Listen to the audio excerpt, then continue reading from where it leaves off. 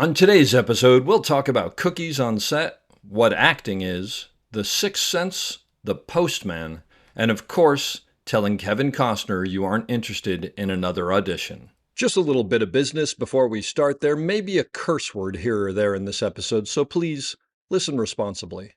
As always, our website, theop.io, is up and chock full of tips, tricks, and gooey operator goodness.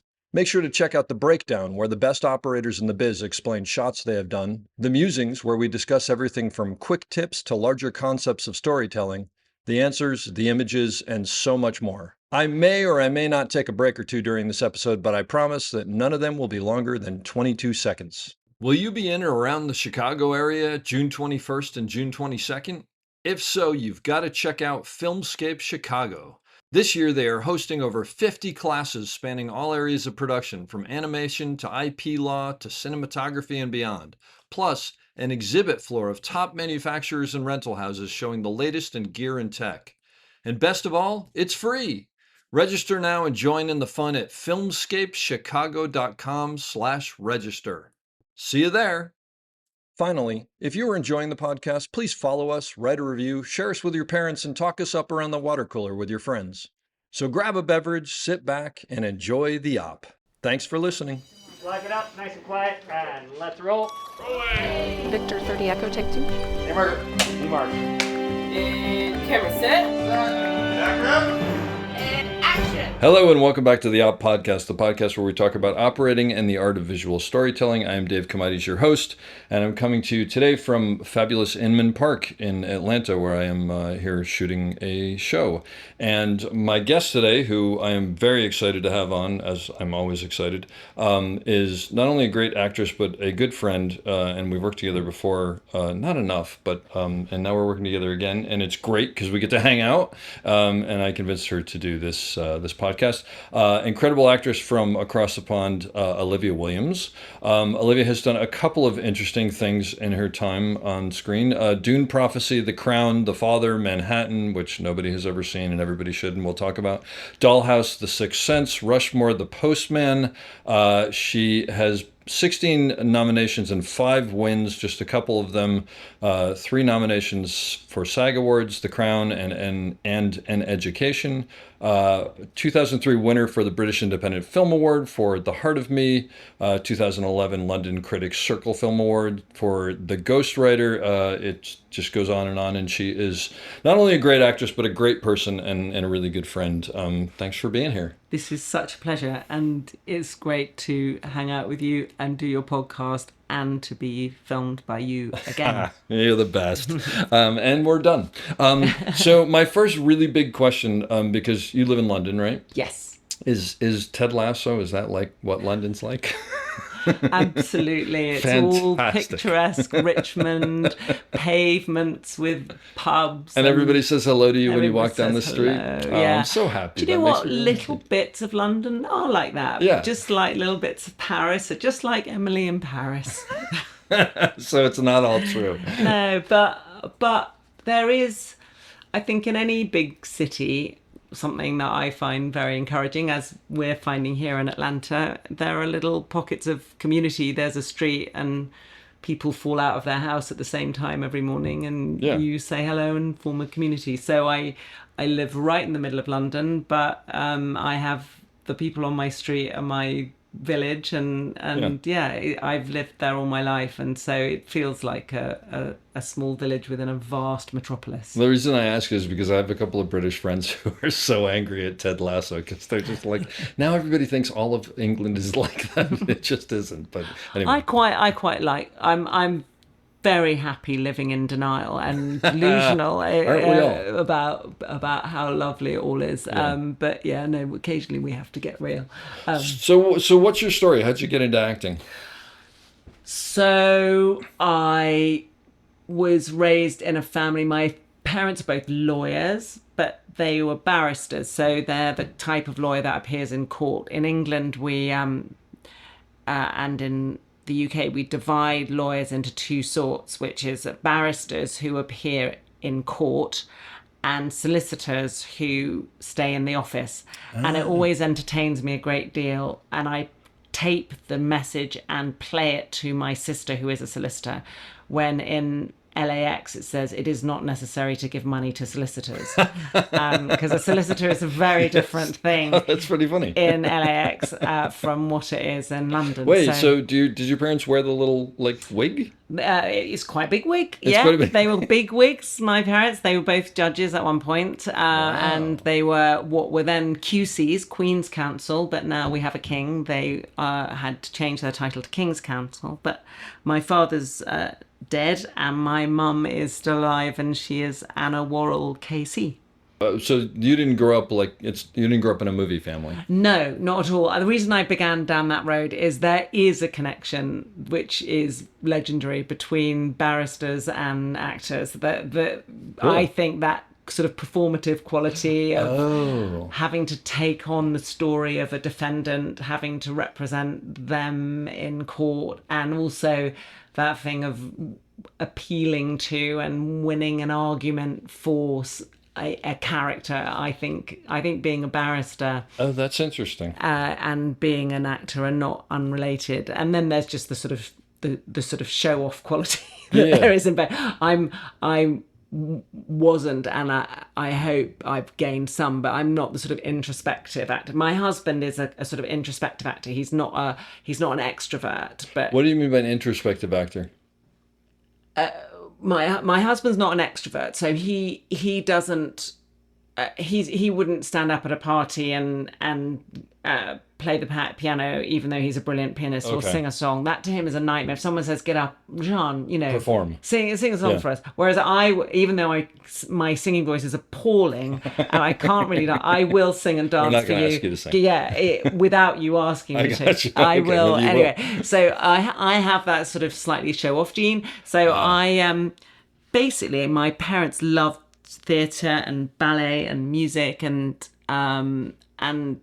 they took me to go and see a Comedy of Errors, which is a very, very funny Shakespeare play. I know people don't believe such a thing is possible, but it was at the Swan Theatre in Stratford-on-Avon, and Judi Dench was in it. It was a legendary production, and I worked it out with Judi Dench. I must have been about 6 or 7. Oh my gosh. And everything she did, the audience fell about laughing. They were literally kind of holding their intestines in That's because they so were laughing great. so much. And I didn't want to laugh and be in the audience. I wanted to climb over the audience and get on stage with the actors. And Wait, be there. and so, well, you were 6, so even if Judi Yeah. Dench was a big name, you wouldn't have known. But was she a big name back then? Yeah, she Okay. but of the stage when Of the it stage, mattered. yeah. Sure. And she's one of these That's people. so cool. Yeah, who just was already a sort of legend. But So did you have like a light bulb moment where you well,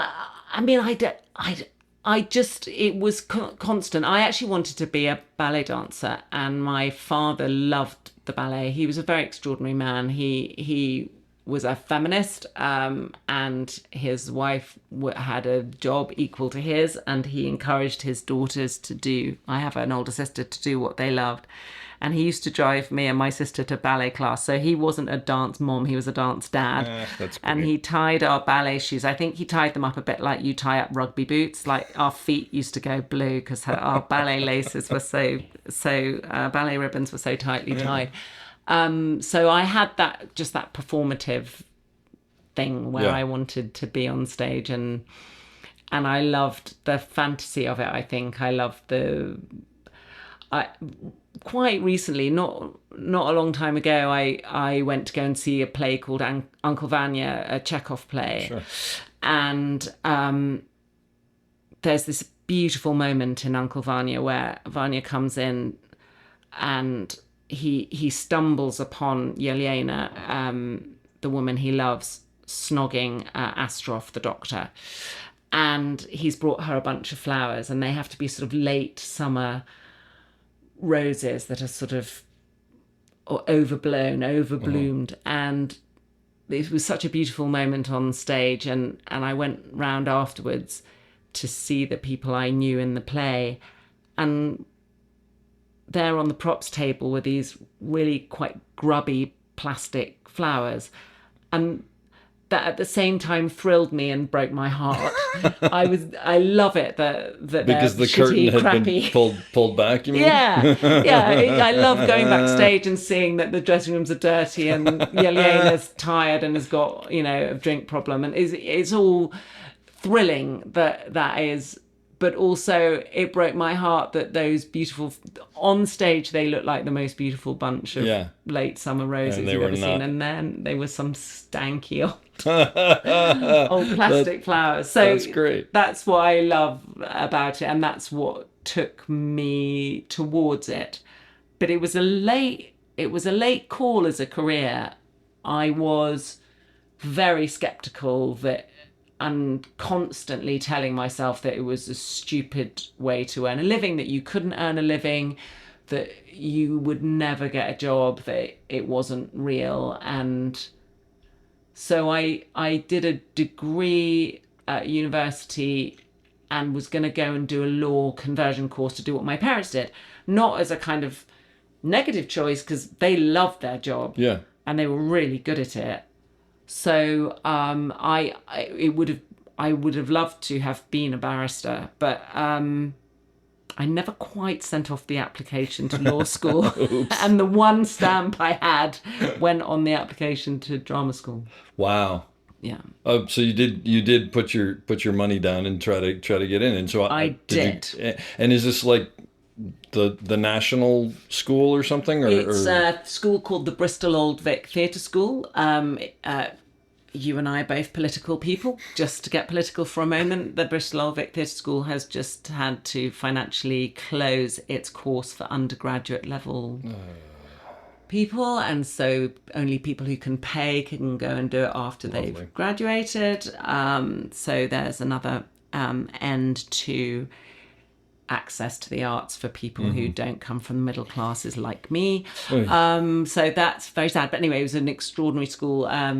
But this is college, what we would call college. So I had done a 3-year degree, much to my parents they were slightly drumming their fingers on the table at this point. I did 3 years at university and then 2 years at drama school. So but 3 years means like you finished university? Is it a 3 year? I finished 3 years. The full cycle. I graduated with a Bachelor of Arts degree in English from Cambridge University, and then announced that I wanted to do a further 2 years study at drama school. Okay. But they were very, very supportive and nice about it. That's great. Which is how I come to be an actor, and why we need to support people who don't have indulgent lawyers as parents to become actors. Yes, agree. And all sorts of arts. So you did 2 years acting school, but you'd never done anything like that before, right? I mean, this is the first. Like, had you been in plays and stuff like that up till then? Yeah, I mean, I was always trying to be in school plays. I wasn't a cool kid. I was an odd child. I think you probably were a cool kid. You just didn't. I wasn't. I always preferred adults to people my own age. I completely grew into myself in my 40s and 50s. Okay. Without question, the happiest years of my life, because I was finally the age I was sort of You've been all your life? Yeah, I'd always gone. I always would end up, if I did get invited round to someone's house, I'd end up talking to their parents in the kitchen. I was a very odd child, but I didn't run with the cool crowd in acting terms, either at school or at university, but I did act all the time. Someone, either the drama teacher or someone who didn't know how odd I was, took pity on me or cast me in their play. So I did some amazing, wonderful. I was in Oh What a Lovely War, which is an amazing theatrical piece about the First World War that was a sort of devised piece in the 50s, and that was at school. And then I did I love Shakespeare. I can bore on about it for years. So I did Shakespeare at university, and then I went to the Bristol Old Vic Theatre School. But yeah, I didn't know professionally, as in terms of anything other than amateur, I didn't know my arse from my elbow when I got to drama school. I didn't know it was called a show. I didn't know what the half was. I didn't know, what time do we go up? I was like, go up where? And that's a technical term for what time does the play begin. So yeah, But are you alone in that, or are most people coming into that not knowing this? I don't know, like, what drama school, and there's this again amazing organisation which still is quite good access, called the National Youth Theatre in Britain, and there are lots and lots of youth theatres around the country, and most people had professionalism. So than they had I did. more than you had going into it. And so what do you just sort of like fake it till you make it? I mean, you kind of like BS your way through it. Yeah, totally. And the words were said.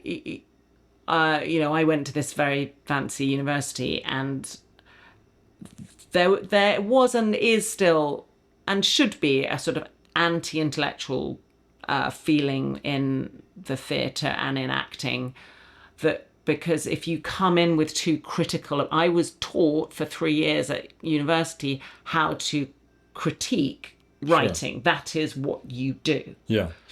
And as soon as you become an actor, your job is not to critique the writing, but to whatever is written on the page. This is where the barrister thing comes in. Yeah. You have to advocate for that character. Oh, that's really interesting.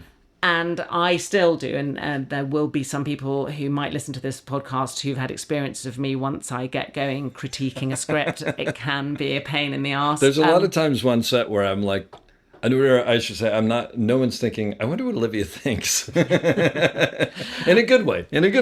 Yeah, I'm not, for an actor, I'm very bad at hiding when I think something isn't well written. So was that just overwhelming being in acting school all of a sudden?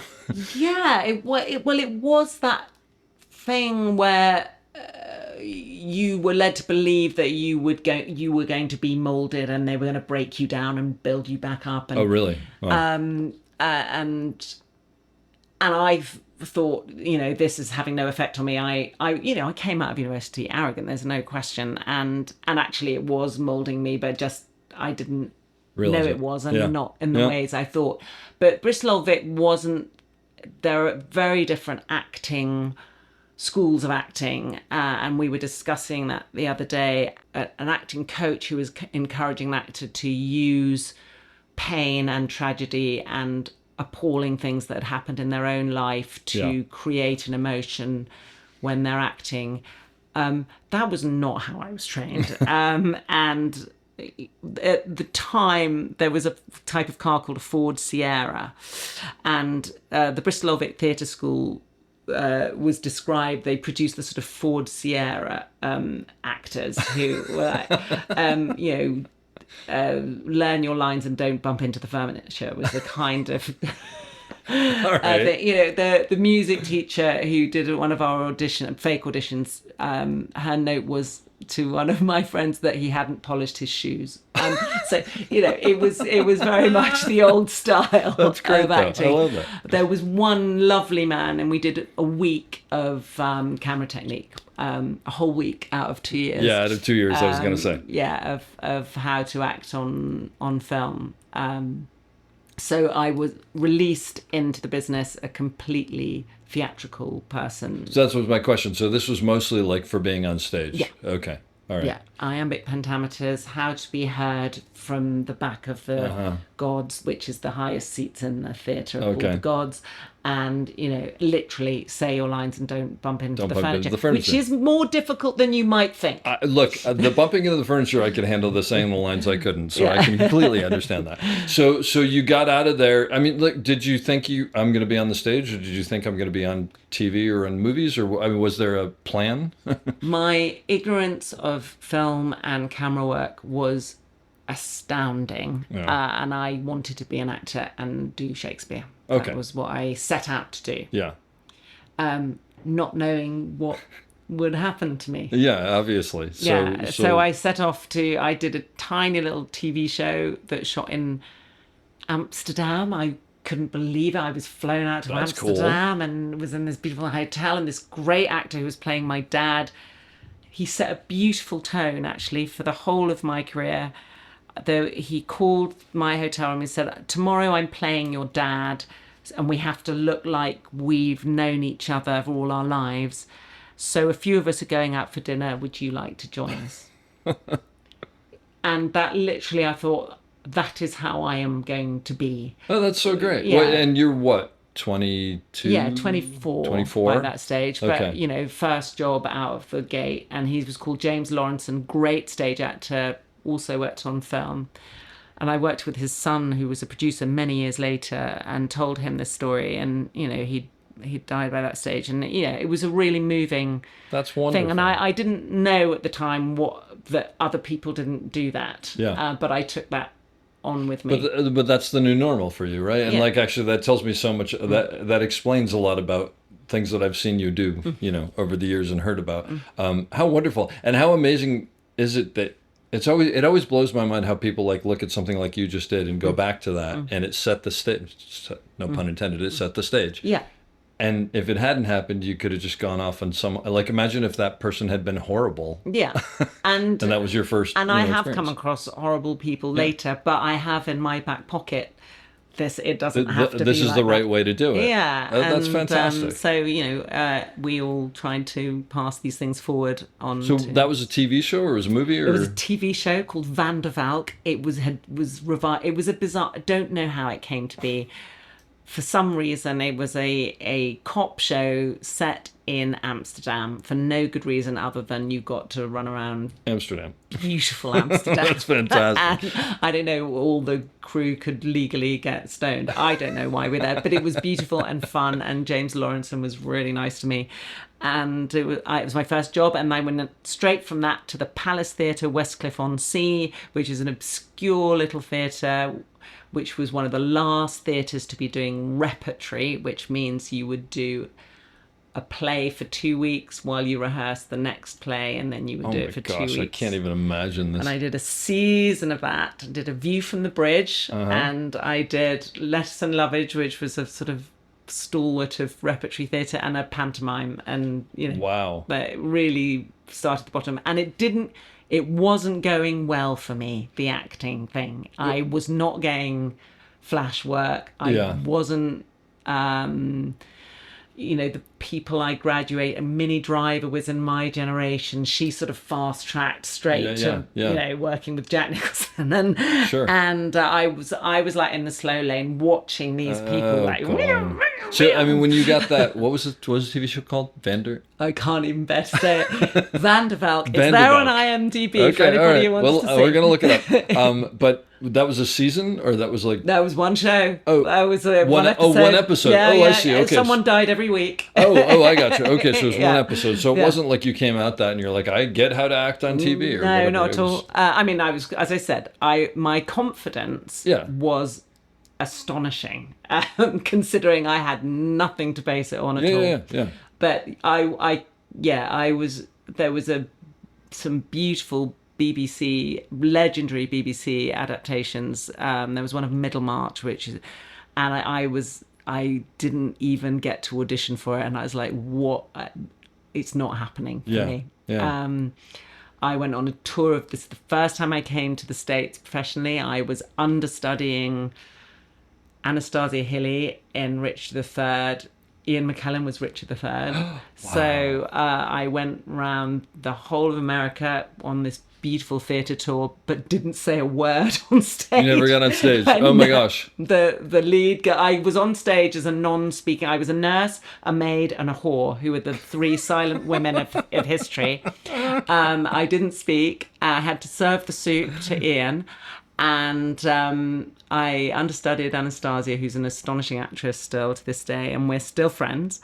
But I saw America, and I saw all the theatres. That's pretty cool, on though. the way. It was extraordinary. Yeah. And came to LA to the Royce Hall, and as a stage actor, and didn't know how much time I'd be spending there in my future. Yeah. So how you obviously got recognized at some point. So I was in a very early Pride and all the Jane Austens are done every few years. I was in the Virgin. Kate Beckinsale was Emma. I was a minor character. Mark Strong, who I've just worked with again, was Mr. Knightley.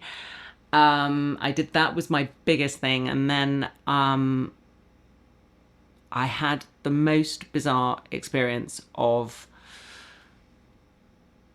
I was asked to go on tape, the very early days of self-tapes. Yeah, this wasn't a thing back then, like it is now anyway. It was on VHS. Yeah. I had to go to an office in Soho in London, which is the centre of the sort of film industry and TV industry. And I paid them £15, which was a lot of money, to make a VHS tape of an audition for a movie starring Kevin Costner. But how did they find you, or did you find them? He was desperate. Yeah. I learnt subsequently After that the fact, he'd been, I became very good friends with his lovely assistant, Patty, who's still a friend. And she said literally they were looking in magazines at sort of bra models, and but what they wanted was a frontierswoman, basically, was a sort of tough. Yeah. And at the time in the late 90s, finding someone without a fake tan, without a boob job, without teeth that were the colour of sort of nuclear material, and me with my terrible English toenails and unplucked eyebrows and gravestone teeth was perfect casting. I think they just went through the filing cabinet. Wow. And they got to W at the back. That's it really was. This was after Dances with Wolves, after Waterworld. Yep. This was going to be his big resurrection, I think. This was the big comeback. Yeah. And it was astonishing. I went from that video. Kevin, then my agent rang and said, Kevin Costner wants to speak to you on the phone.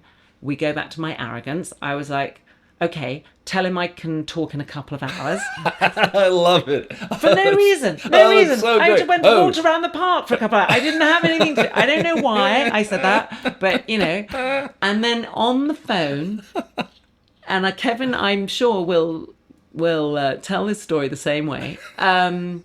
He said, we'd like you to tape again.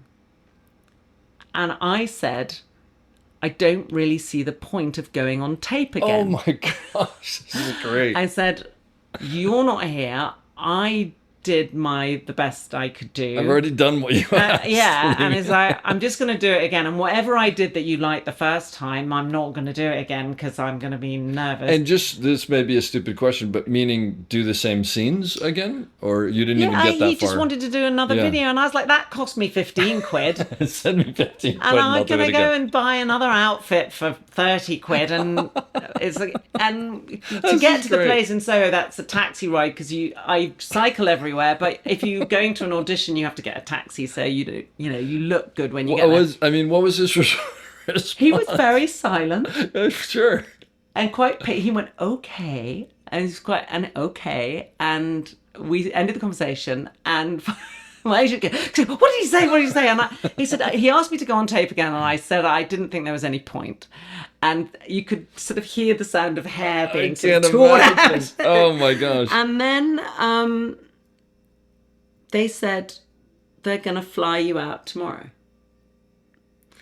And it was like the last days of the Roman Empire Hollywood in those days. So I'd never flown first class. And I flew out and I went to stay in this beautiful hotel, the Nikkei. I don't think it's open anymore. But anyway, it was on, in Beverly Hills. And Kevin offered to meet me at the airport. I was like, no, that's a nightmare. You get off an airplane and, you've got conjunctivitis from playing Super Mario for 11 hours. And I was like, no, don't meet me at the airport. Anyway, he met me at the hotel and we had dinner. And I knew I'd seen No Way Out. And I thought that was a very good film. It's a great film, yeah. And I had no idea I didn't really know what a movie producer was. But I knew that he was acting in and directing. So I had no idea how powerful he was. Oh, he directed that as well? He directed, produced, and starred Okay. Oh in yeah, Postman. yeah, that would make sense because it was after. And so Kansas. after dinner, I did have a friend from when I toured in theatre Yeah. who lives in LA, and she's still my friend. And after dinner, I said, "Look, it's my friend's birthday. Could you drop me at her house on the way?" Oh my No real idea of the geography of LA, whether my and there's friend's that. house That's was another anywhere issue, near. yeah. But actually, he lived in this. I shouldn't reveal his address, but anyway, he lived Nearby, not far from yeah. my friend, and between this hotel and his house was my friend's house, and so he dropped me off at my friend's house. And the next day, he was like, "You're auditioning for the producers at Warner Brothers tomorrow." Wow. So that was why we had to. And then I did these scenes I'd never been on a movie lot before, and this weird thing of little sort of cottages. Yep. And his one, all this stuff that came out in satirical films subsequently was sort of dressed in a sort of cowboy style, sort of Dances with Wolves house on the lot. gosh. And there was 3 of the Warner Brother Postman producers, and I did these little scenes with Kevin in the office, sort of bumping into the furniture, like we said. Oh my gosh. And But are you like overwhelmed, or are you taking this in stride, or I'm jet lagged. I mean, someone else has said this recently. The brilliant satirist Armando Iannucci said the other day on a podcast that he thought the reason all Brits agree to absurdly crap movie deals is because we're also jet lagged. Jet lagged. We don't realise what we're That's great. signing. And yeah, I was literally.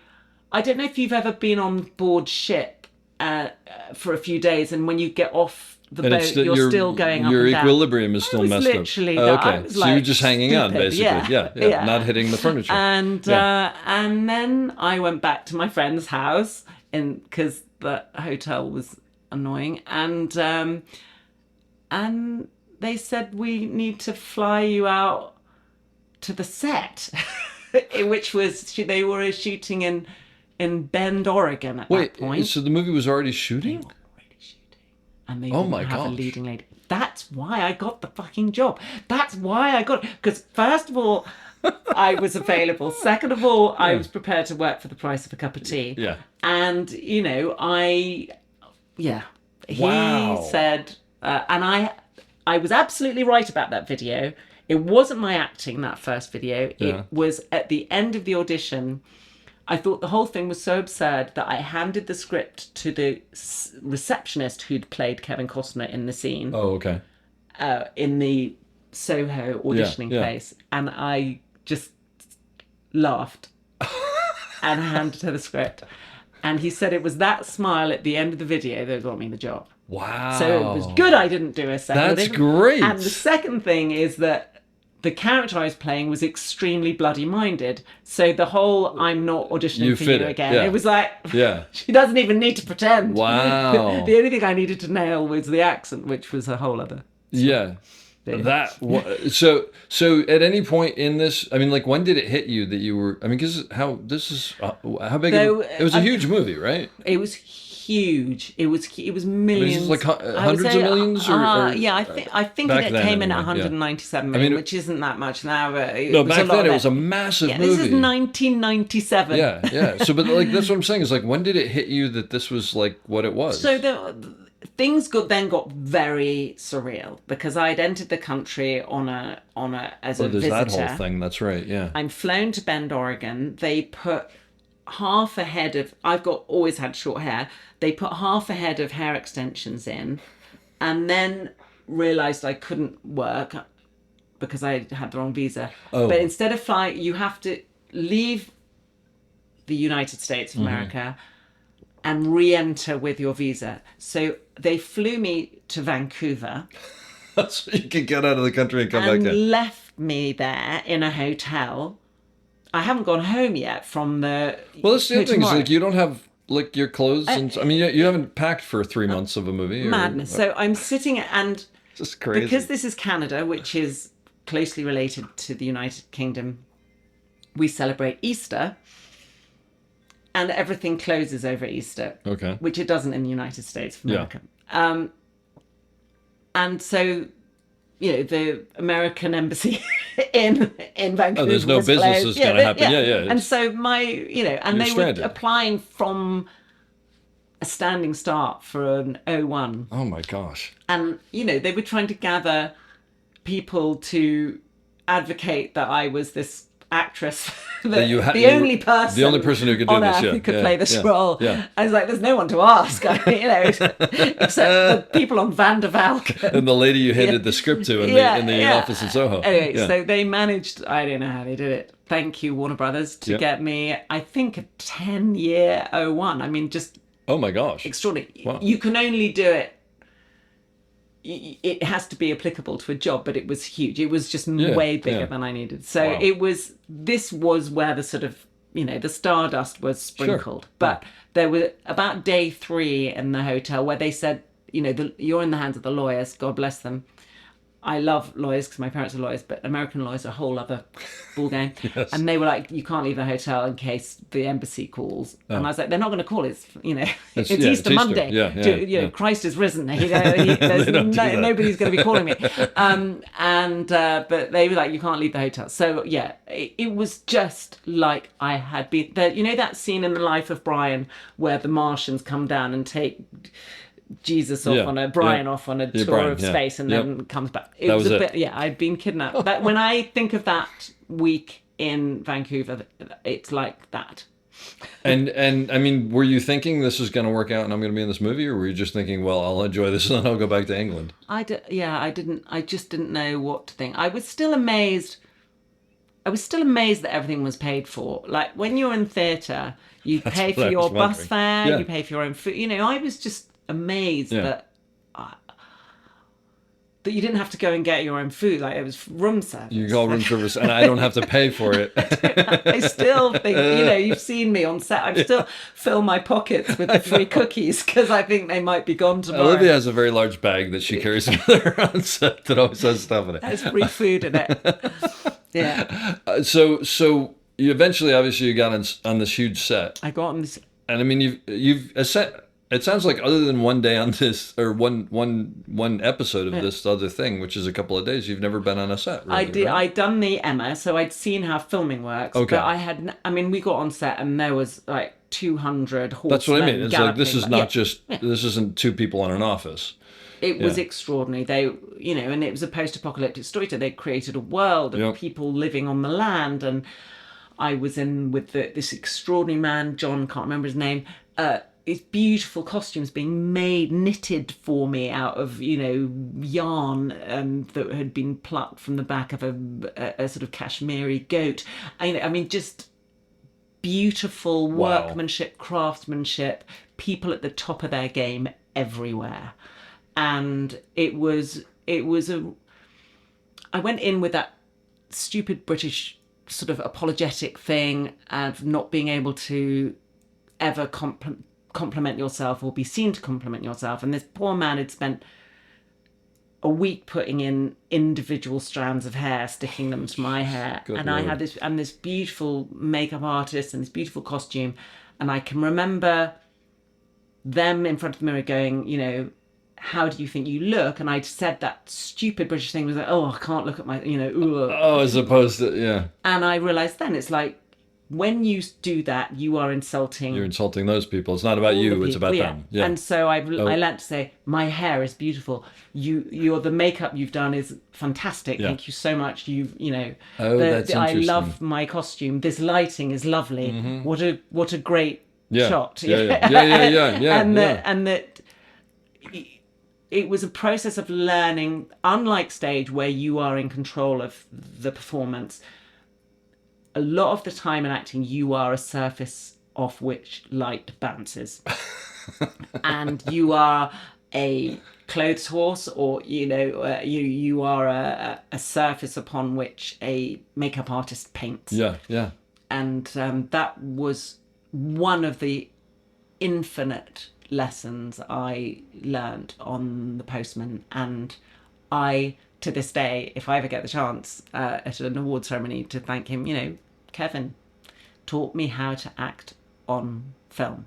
We'd act the scene and then he would take me by the hand round to the monitor and we'd watch it back. Really? And he would say, that was a lovely reaction you did there, but you didn't do it towards the camera. I didn't see it. Yeah, because I acted towards the largest group of people as a stage actor. You find a group of people, and the largest group of people are not necessarily where the lens is. So he was like, now do that, but towards the lens. But how lucky you were that he was also the director, because as opposed to like the other actor going, well, I mean, she's not even looking at me. I don't know what's going on. And a kind man and a teacher. That's fantastic. There are many Kevin Costners, there are many Olivia Williamses, and many Dave Comedies. Yeah. But the Kevin Costner I worked with. Oh, that's so great. Me how to act on. So, and he clearly recognized that you were where you were in your career, and he saw something in you, obviously, that was worth. Absolutely. I don't know what it was. I think it was the smile as I handed the script back to the. Well, also, like you said, he was at W, so there wasn't really anybody. There was nowhere else to go. Thank God your last name wasn't A something. Yeah, exactly. But also, I remember, because I was quite an argumentative stage actor in the Arrogance. I can't imagine that. I'm just going to say. But I do remember on the flight over thinking, I'm so out of my depth. I am going to do what I'm told, possibly for the first time in my life. Oh, wow. And when they say, do it like that and do it like that, I'm going to do what they tell me. Oh, so you had like a cognizant, I absolutely this is the only way I'm going to make it. I'm too far into this. Yeah, there's no point in arguing because I don't know. It also sort of sounds like the way it happened, you didn't really have, except for the week in Vancouver, like you didn't really have time to process. It was just sort of happening around you almost. It was, and that's a blessing. Literally, Kevin made a cassette tape of all my lines, which is how I learnt the accent. You mean him reading it? He read all my lines. What was famously, like a Midwestern? One of them, I mean, I just thought I would do it like Frontier, Kevin, and then he'll be pleased. Oh, yeah. But he had to say I'm pregnant several times. I had to say it, and I have somewhere the cassette tape of Kevin Costner saying I'm pregnant. Oh, I'm going to get that from you and put on the But that's how kind he was. I mean, he was directing, producing and starring in a movie, and he put all the leading ladies' lines onto tape. That's amazing. He's very Actually, that's really incredible. Were you just trying? I mean, were you just trying to mimic him? You know what? I haven't watched it back about. Maybe. I think I'm not. I might ask the listeners not to go back and critique it. It might be terrible. It was your first remember. one. We'll give you that. Well, I've been lucky with a lot of times I'm doing an accent. There can be some twist on it whereby I'm some sort of strangely English person turning up in the slight future of the Wild West. So was that like what, 3 months, 2 months? I mean, it must have been. I remember it being a 110-day shoot. Oh my gosh! Wow. So by the time you get through that, I mean, that's like acting for film school. Yeah, and I was I was a different person at the end of it, and made great friends. The amazing woman who was my stand-in, and also carried cable for video assist, which was a whole new thing. Oh gosh. Anyway, she was absolutely hopeless double. She's about a foot shorter than me, completely different colouring.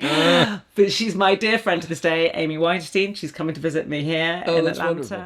Now you need the Amy Weinstein stand-in eye view of Olivia Williams as an actor. No relation. No relation to Harvey. Yeah.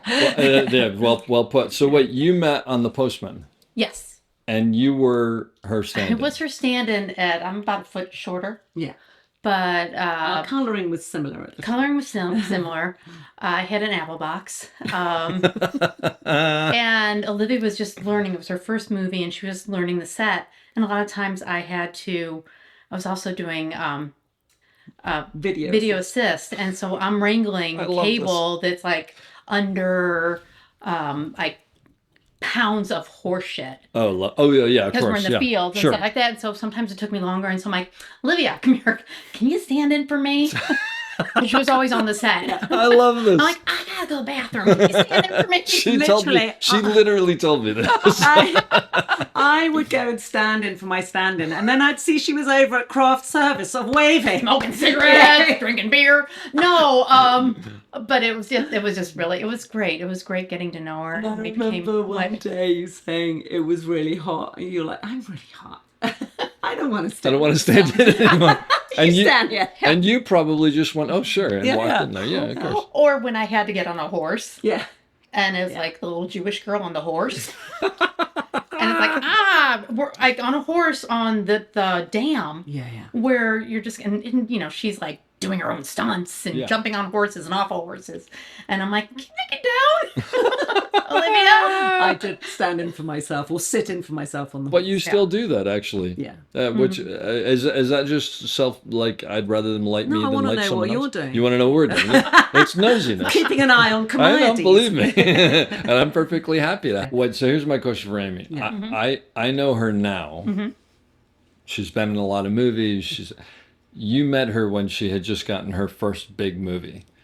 Was she the same way then, or was she? Because I have this image, sort of this thought that maybe Olivia showed up and was just like, oh, where do I stand? But I can't imagine that. No, she came in with a lot of. She was instantly loved by everybody. I can imagine. And I think that being her stand-in was like I think Kevin also secretly put me with her to become your friend or just kind of hang out with you and like make her feel welcome and ease her in a little bit knowing too. that you were a fish out of water, sort of. Yeah, but it was fun, and Olivia is still the same person. She back to Cars. When she came in to do some press, I picked her up in my '82 Honda Civic, no air conditioning. Awesome. I think tiger striped seat covers. Oh, I love this. What color was the car? It was like a Band-Aid beige. Nice. I remember this car. I think my dad may have had one of these, actually. And so I'm driving her around, and then we drive by. We're on, I think, the Warner Brothers lot, and we see Andy McDowell in this beautiful BMW convertible driven by Olivia's agent's assistant. Okay. I'm like, oh, there's a little difference. And she's like, no, I'm happy in your car. And I'm sure she was. Yeah. Absolutely. She goes, this feels like home. I like this car. That's But great. I do remember you teaching me about hitting marks and... Oh, is that right? Oh, right. Completely. Like the camera's over there and you do this and then walk to here. And you totally taught me what to do. I think we may have mentioned again previously in this interview that on the aeroplane on the way over, I thought to myself, I'm going to do what I'm told. You because did. I don't know what I'm doing. Yep. And Amy was the person who told you. She taught me. Yeah. That's amazing. You need to direct this performance over there because that's where the camera is. And there were some tough days on that set. The other massive thing you taught me, which was, again, I love a freebie, and I could not get over the free food craft service. There were freshly made chocolate chip cookies every day. I can totally see your face. Every day. And Amy one day caught me actually sliding an entire tray of cookies into my set bag. And she very delicately started putting the cookies back on the table. And she said very quietly, very sweetly, Olivia, the cookies will be here tomorrow. And it never occurred to me that there might be more cookies tomorrow. Meanwhile, people are in shock watching the lead actress. I was like a food. squirrel, laying down the cookies for winter. And I did that significantly put on weight during that film. We all did. And it was like eating a stick of butter a day. Exactly. And there was one of those famous shots, which I know I'm not the first one to tell this gag, but literally I sort of approached a doorway very skinny. And by the time I come through the door, I was 20 pounds heavier by the end of the shoot. If something wasn't shot chronologically, there were a couple of takes where my cheeks are fat, like a guinea pig who's still got the cookies in the cheeks. I mean, it really. Anyway, you and did. The cookies will be there tomorrow. And were they? Did she lie? They were, and well, I have to say, this has become a saying in my life that is wonderfully true, which is the cookies will be hit. But they must have all loved you because you don't have the airs about you about all the garbage that we had an amazing time. That's great. Kay Colvin was carrying cable for sound, and her sister Sean Colvin released a single. Oh wow, yeah. While we were there. Oh my gosh. And there was there were just this crowd, this amazing bunch of women. Donna Bloom, who's still a a producer. She was second unit production manager. She and I became mates. I basically, in the Bend, Oregon, there's one more funny story. We could talk all night about Postman stories, but we're in Bend, Oregon, and I'm waiting to shoot, and they don't need me, but they don't want to let me go. I'm in a motel. They won't give me a car because I'm English and they think I'm going to crash it and drive on the That's side of the probably a road. good call. And so I have nobody to talk to. Like, I've got all this other person's hair stuck to my head. Jeez, I forgot that. And I'm just waiting to work. And eventually I'm talking to the transpo department and saying, could I have a car? Because I haven't left Like this to go building. somewhere? Yeah, exactly. And everywhere, we were at this motel, so everywhere was 20 miles away. Yeah, of course. And he said no. So I said, where are you? And he said, I'm in the production office. And I said, where's that? And he said, that's like 2 floors below where you are. So I went down into the production office and I said, I don't care what you're doing tonight, but I'm coming with you.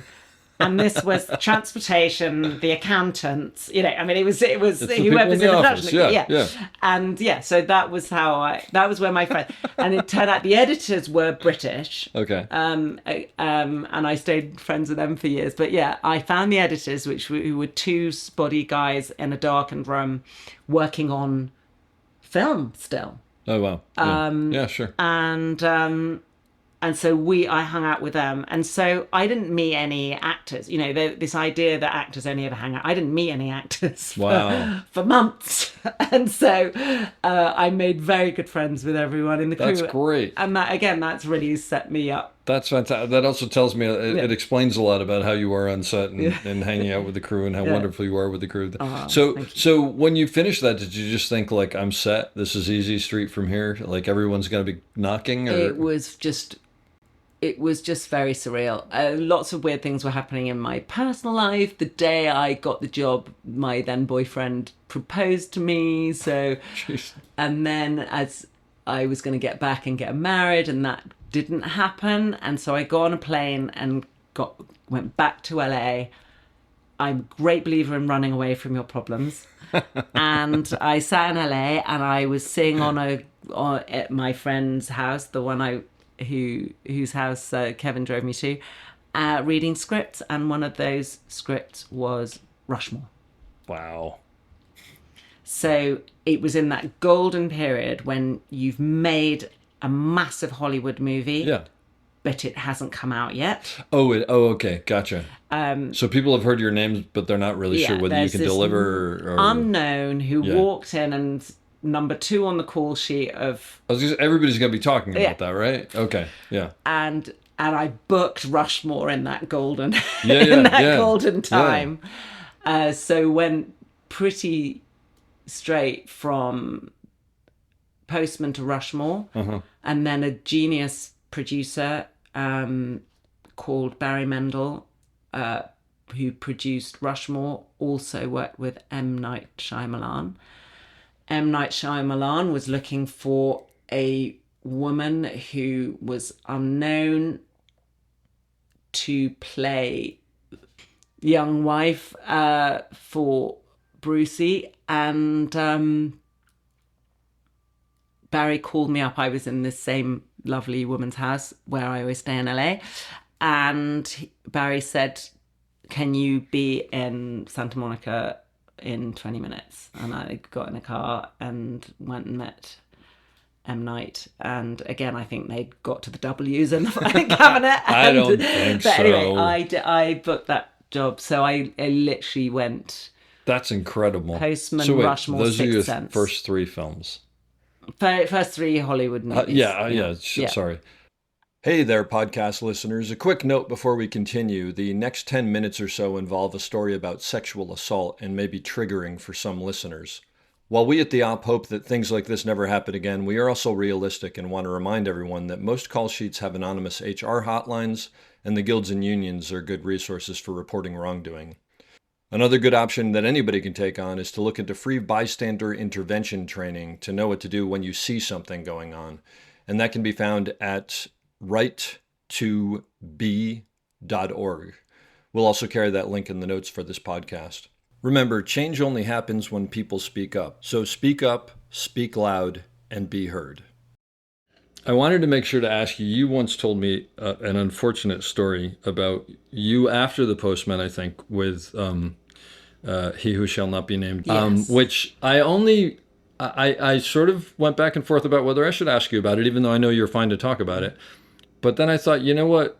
This is kind of like a crappy business sometimes.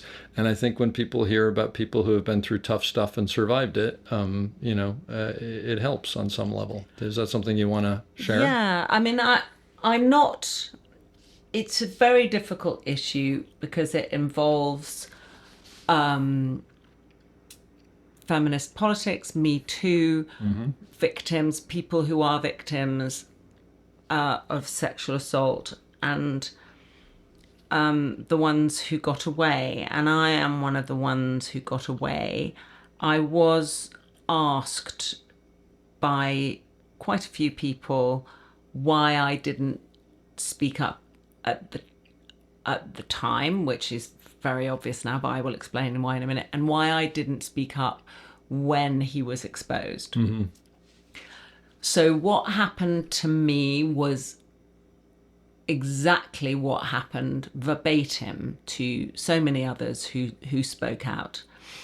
I was invited to an awards event, and as with these things, it's never quite clear who's invited you. Oh, I see. Yeah. It just shows up. Yeah, they're an invitation. Do you want to go? And I said yes, and you're in a time. It was a good time in my career. Things were going well. I just made a movie with not actually with Miramax, but with the brothers company. The Weinstein Company. Below, yeah. And the movie was called Below. And I went along, the car collected me, took me to the dinner.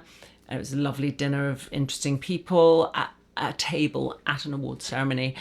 And at the end, the person I was next to said, we're all going back to the Savoy for drinks. Do you want to come? And so the car I'd been in to the event took me to the Savoy, and I went up to the party. And this is like the dream, right? This is like, oh, I've arrived. Yeah. Well, and I'd been around the block a couple of times. I'm in my 30s by this point. Yeah. I'm not.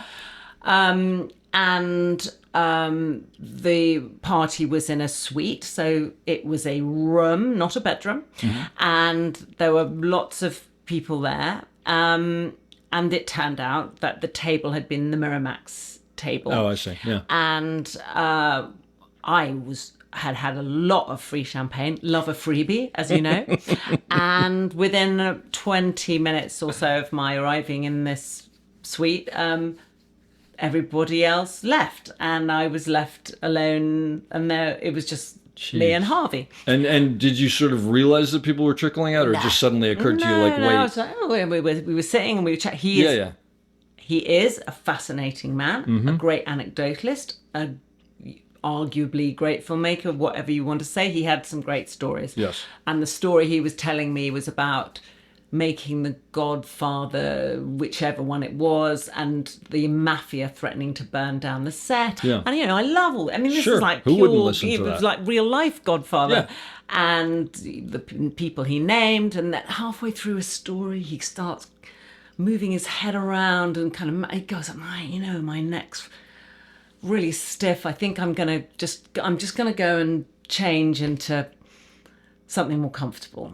And he comes back into the room in a dressing gown and sits down and starts chatting about people. And then we got from that, and actually me talking about my mother, who is a criminal barrister. Yeah.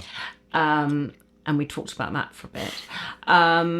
And then he's like, it was a sort of trench warfare of what he wanted me to do, and he telling me of other women who'd done it, naming names, and how do you think so and so got their Oscar?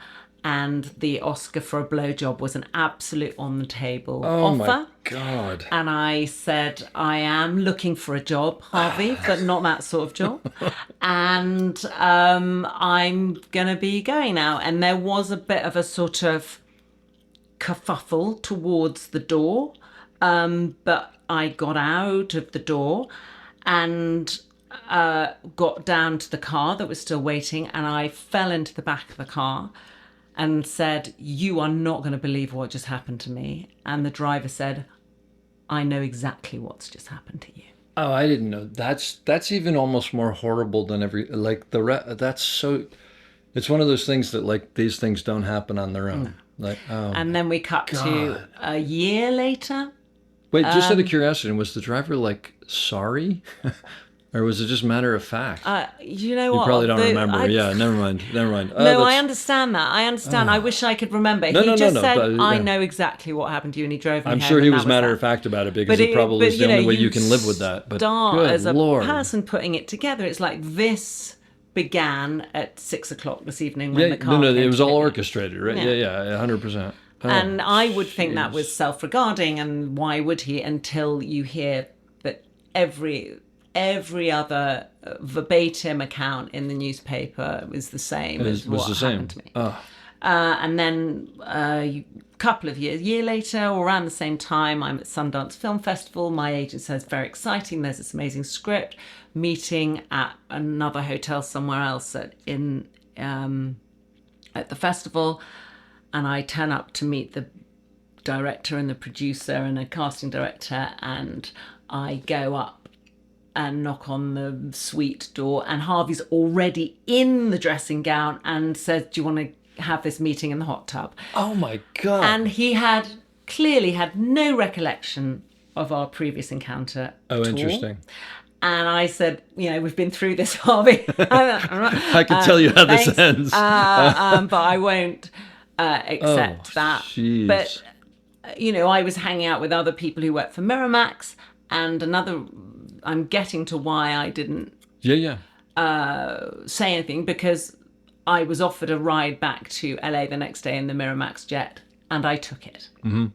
So knowing what Harvey was like, knowing that he'd set me up twice, I still accepted the ride back, and I still sent him, dear Harvey, having chased me around 2 hotel rooms on 2 continents, would you be interested in this story I have for making into a movie? So my feeling was, although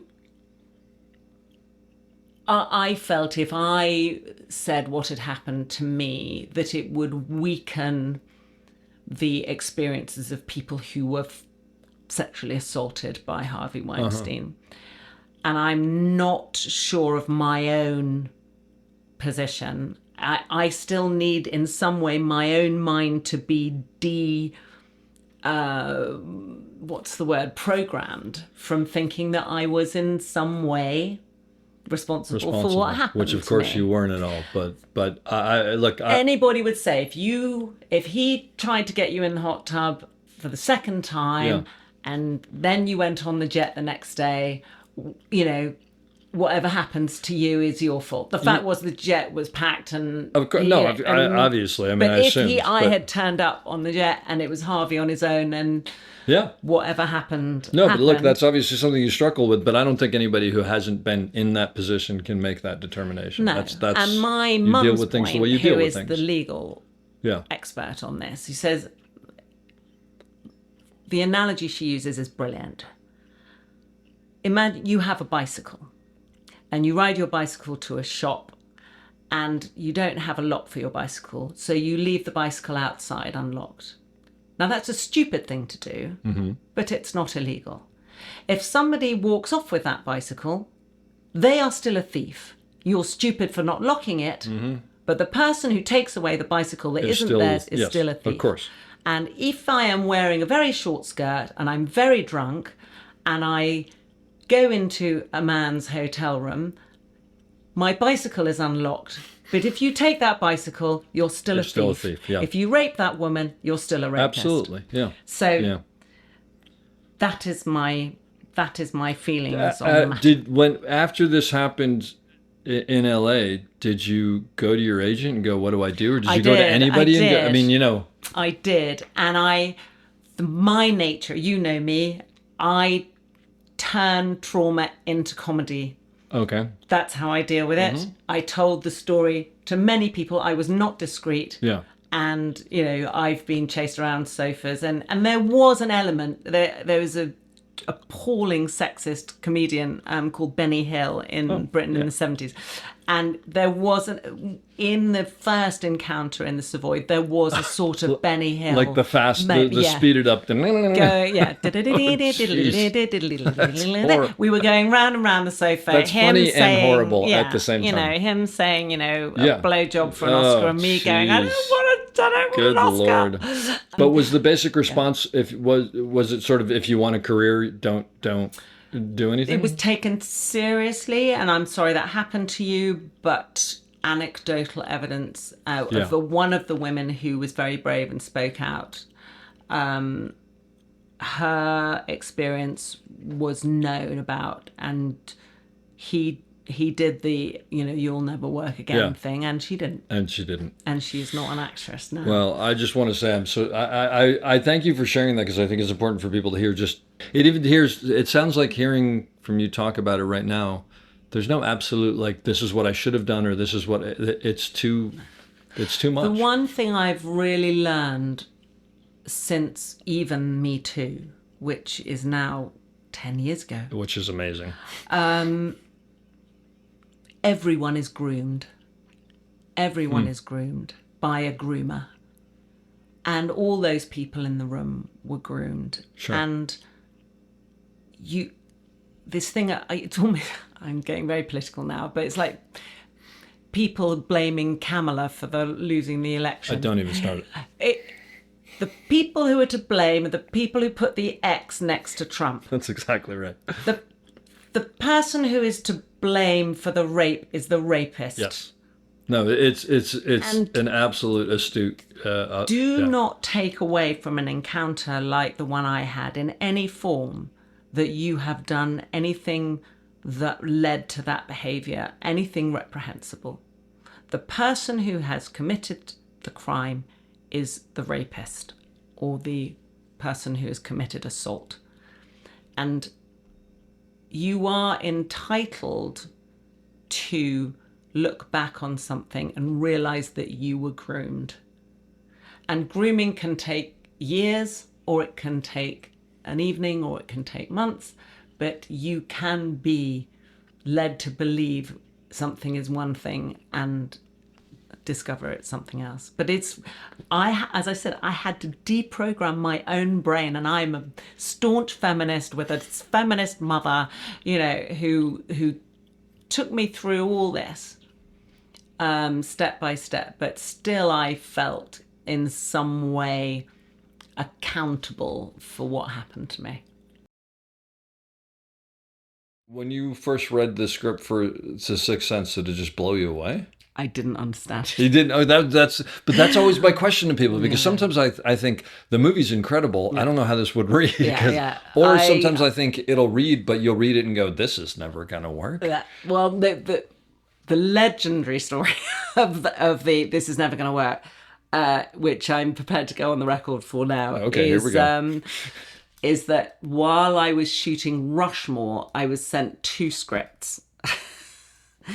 One of which was The Matrix, for which I said, I have no idea what's going on. I don't understand. This will never work. Carry on, Moss, you're welcome. And the other one was The Mummy. And I was like, this is absurd. Wow. Rachel Weisz, you're welcome. Well, there you go. But you were doing other great things. And so, I mean, was that a great experience working with him? Yeah. I mean, he sounds both like a dream. Wes. And Wes, of course, and M. Night. I mean, I was in the bizarre experience of being 29 and being older than both of them. You know? Oh, that's right. Oh, yeah, because they were pretty young back then. Yeah, and, you know, Wes had made Bottle Rocket, and M. Night had made a film, I can't remember the title of, but this script was just like gold dust. It had been fought over by every studio, and he had Bruce Willis, who was just such an inconceivably vast star at that point. Yeah. So yeah, I mean, I went Kevin Costner, Bill Murray. That's what Bruce I'm trying to Willis. get my head around. Is like you went from like literally nothing to this like top of the. Just surreal. That's incredible. It was a very surreal time, and I enjoyed it. But I can also see at the same time how people end up dying in a pool of their own vomit, outside the Viper rooms. I mean, it's a very heady, and I'm very glad I was 29 and not younger, 18 or 16. Yeah. And all the way through my career, in Peter Pan, I was in the live action Peter Pan and had 14 children, because all the Lost Boys ended up being my children, and in The Sixth Sense, working with the amazing Haley Joel Osment, and seeing how kids negotiate their way through Hollywood. It's a very, very, very tough thing to be part of, because you're in some way complicit as an actor playing their parent. So I've always taken that responsibility very seriously. And I've seen that personally, and I've respected that about you. But it's interesting to hear all of this, because when we first met in Manhattan, I was like, oh, she's another actor. I mean, you don't think or whatever. And then eventually you IMDb and you look and you're like, holy crap, that's a lot of. But you, to meet you, you don't have the personality of someone who's been put up on a pedestal for those kind of things and made a big deal out of it. Let's be clear. When you've got one actor taking 20 million, there's not a lot left over for the leading lead. but you're still but what I mean is that I think I got this rich seam, and it kept going. I mean, Andy Garcia, I kept on having these heavy hitters, and I think I got known as someone who, like, when I was hit a sort of Nadal serve, I could get it back over the net. Yeah, exactly. Not with any style necessarily, but I could get it back over the net. Yeah. Cheap, effective, turns up, comes out the trailer, doesn't hit the furniture. Yeah, and it was frustrating when other actors that I got roles that I wanted, but I did get this seam of playing opposite astonishing actors. Okay, so I was in a film called The Man from Elysian Fields. Oh, yeah. I was married to James Coburn and shagging Andy Garcia in the plot. It's like, I mean, this brings tears to my eyes. My dad, he used to get my sister and me, we'd have to get out of bed and go down and watch The Magnificent Seven. It was like, he said, there is this film, you have to see it. And when it was on TV. I was married to him. I was playing that's amazing. one of his last movies, so I was just pinching myself, really. That's incredible, though. I mean, did you sort of feel like you were just stumbling from one thing to the other, or did you feel like you were working for it? I mean, well, I to hear it sounds like it's just sort of happening, right? Well, that's how it does happen in Hollywood. I mean, I guess so. Bizarrely make stupid choices sometimes, like The Matrix and The Mummy, and some things that I said no to, but you're never really exercising choice as we know it. You get a script. I was up for Snakes on a Plane. I didn't get it. I lost out to Juliana Margulies. No. That's one of the great regrets of my career. I really gave a good audition. You had to pretend you were on the speaker, on the loudspeaker on the plane. Yeah. Making, and saying, there's a man here, with who's been bitten by one of the snakes, but we're trying to keep it under wraps. So I'm just sort of saying, the stewardess. I'm the stewardess. Okay, yeah. And so I have to go, is there a doctor on the plane? And a man stands up, and I think he's the doctor, and then I had to act seeing snakes coming out of his eyeballs. Oh, jeez. And this is, again, in one of these weird cottages on a lot, with a casting director saying, and now the snakes are coming out of his eyeballs. Oh, my God. And it's just not real life. It's not life as we know No, it, David. no, it isn't. Does that tape exist somewhere? What was her? I'm sure. Well, it's if VHS has survived this long, I mean, it will be on a tape, a physical. It's got to be somewhere. If anybody out there has this, I want to see it. That's fantastic. So it was the same casting director as the Postman. I can't remember her name, but anyway. Yeah. You and I met on Manhattan. Yes. Which now is the part of the podcast which happens in every single podcast where I explain that everybody should see Manhattan because it's one of the best shows ever created that nobody has ever seen. It was so beautiful. It was so beautifully written. It really was. It was amazing. Made. I remember reading the pilot for that. Well, it was the first two. Remember, we did the first two episodes as like one movie almost. I remember reading those and going, "This is just unbelievable." And then finding out, like, well, I didn't know who a lot of the cast were. I mean, there were a lot of people who are now names and whatever. David Harbour was an after. Yeah, that's right. I just worked with him on Stranger Things, and it was funny because he looked at me and he was like, and I went Manhattan, and he goes, "Oh, that's it." But it's a great performance. That storyline, it's incredible, is brilliant. I mean, everybody in that show was incredible. Is that the kind of thing where you read it and you're just like, I have to do this because of how well it's written, or? Again, I wish it was like that. But by by this stage, romanticizing everything. Well, by this stage, I'm married with kids. I'm living in London, and the script comes through, and they want me to go and live in Santa Fe, and I was annoying, and I was going, if you're gonna take me out there,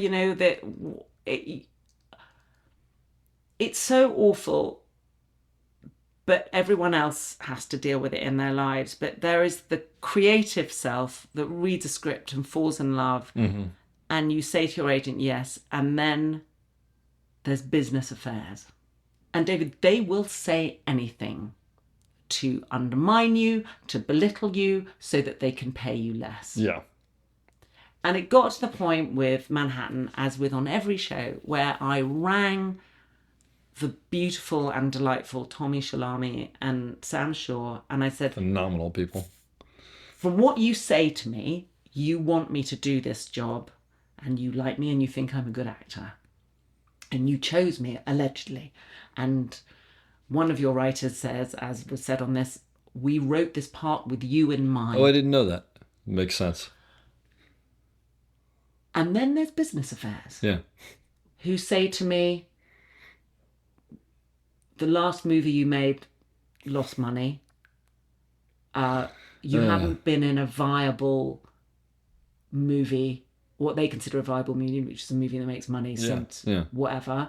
I don't know, maybe it was The Sixth Sense. And I go, well, what about The Sixth Sense? One of the top grossing movies ever. Yeah, but that was... That's more than 3 years ago, yeah, so it doesn't exactly. count. I see. Okay. So this scale goes back to zero That's every exactly 3 years. Right. Yeah. So I'm afraid, it's awful to say it, but you arrive on a job battle scarred. Well, because it's good cop, bad cop, right? Yeah, I mean, and your which confidence is is in your boots, and they've told you that you're too old or they're not paying you because your last movie was shit, and you did the last movie for no money because it was a good script. Yeah. And which then your cachet goes, down into the cellar, and you can't get it back out again. Wow. So every time you do a job because you think it's good, an independent movie for no money, it sets your quote back to zero. Oh, basically. God, I see. These are things I don't think about. Yeah, I wish we could all live in a beautiful bubble of creative joy. Yeah. But, I didn't know a lot about New Mexico. People told me Santa Fe was lovely. Now, of course, as it says on all the license plates on the cars, the enchanted state, enchantment state. Yes, but there's something about once you go to New Mexico, you always have to come back. And I was like, yeah, right. No, you do. It's fantastic, astonishing and beautiful and otherworldly. And I had the most phenomenal time there with you and John Benjamin Hickey and Tommy Shalami and Sam Shaw and Leela Bayok and Michael Chernus, who I was talking about the other day, to the lovely Michael, who we're working on this show with. So, Katya and it's incredible. Like, it was such an incredible cast. And here's where I'll share my story. And because you know this, of course, but most people don't. One of my favorite things about you is that among many, is that we kind of met. And I didn't really, like I said, I didn't know who you were, and I didn't know who John Ben Hickey was. I was like, who's this? But he was fantastic, and every actor on that show was just like, I just watched. It reminded me of The West Wing, actually, because The West Wing, I would be behind the camera, and sometimes I'd go, I can't believe I get to like sit here and watch, John Spencer like just chew up a scene. I mean, just and all these amazing actors. And Manhattan was very much like that. Ironically, both Tommy Shalhoub's shows, so there's something there. I mean, he knows how to cast, that's for sure. But I remember very well that I got this little Adobe house, and I woke up in the middle of the night, the first night I was there, and I smashed my head on the the door to the bathroom, and I came in the next morning, and I must have looked like crap. And you said something to the effect of, "You look like crap," and I mentioned it to you, and you said, "What are you going to do?" And I said, "Well, I got to move, I guess." And you, I think your family had just been there. Is that right? Yeah. So I had done what I always do, which is get a house big enough for my family to be able to visit. And it was right off of what's the big road? What the big art road? Way downtown. It was a beautiful it was amazing. house, vast, hugely expensive, beyond my budget. And the family had just left for their one visit in 6 months or whatever. So I had about 3 spare bedrooms and a garden. Yeah. And so you said, why don't you just rent one? And I said, great. And I remember very specifically, you said, you have to call your wife and explain all this. And I said, I will. And she's fine. And we had a great time. And I remember there was one point where we were driving off road, and you basically were like sliding out, and you explained to me how some stunt person had taught you how to drive or something like that. Another of my extraordinary leading men in my... I mean, if this was a bedpost, the marks on it. Yeah. So it's not a bedpost because it was paid acting work. Yes. But another person who I starred opposite was Antonio Banderas. Okay. And we were in an extraordinary film, not necessarily for the right reasons. We called The Body, and we shot in Jerusalem. Oh my gosh. Just in 1999 for a brief few seconds when it looked. I'm almost tearful about it because it looked like the Palestinian Israelis, and there would be peace. There would be peace for a few. And we had an extraordinary actor on the show who now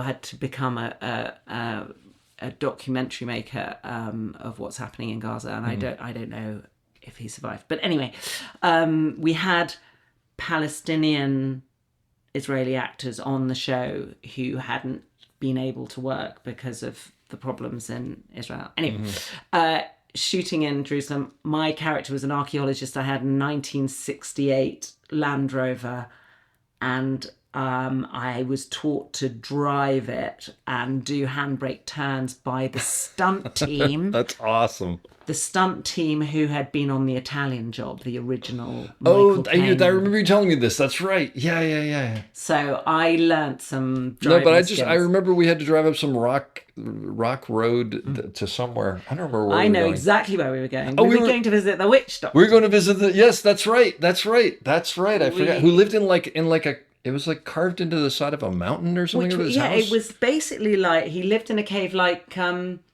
Petra, and it's another story like in that Jordan. Was incredible. He lived in a house. The back of the house. Gertie took us there. Gertie, the amazing scenic artist.